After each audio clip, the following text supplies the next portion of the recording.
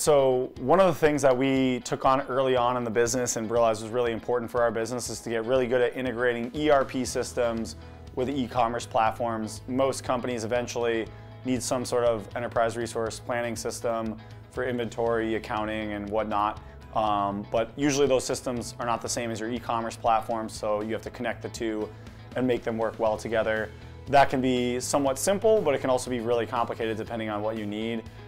So one of the things you have to figure out is whether you want a one-way sync, like it only syncs down one way, or if it syncs both ways. So some of the main things that we see that need to be synced, and then within them there's a lot of nuances, which I'm probably not going to have time to get through unless I make this a long video, would be inventory and availability. So obviously you want to sync inventory so that people are buying what's actually available, and you don't want them to buy something that's actually out of stock. So that's really important. There's a lot of nuances that can go into that depending on how complicated you want that to be. The other one is customers obviously need to be integrated.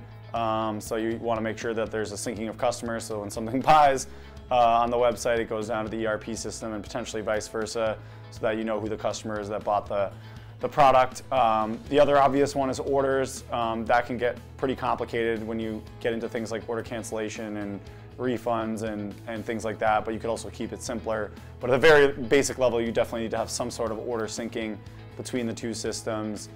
Pricing can get really complicated between the two systems. Sort of ties into products, and pricing can kind of go hand in hand.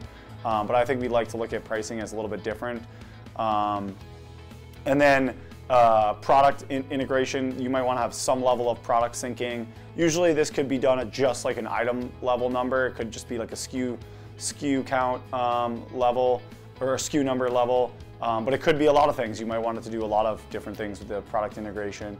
Those are some of the key things. I'm trying to see if I didn't think, shipping, yeah. So one of the other things I forgot to mention is shipping and availability. So logistics sometimes comes into play. You might want to display, some of the ways that you do logistics from the ERP as available kind of shipping methods on the website, and you might want to pass down the other way around. You might want to be passing the shipping methods from the website down to the ERP. So that could go in a lot of different directions depending on how you do shipping and fulfillment, but that's usually something that might come into play when doing an ERP integration.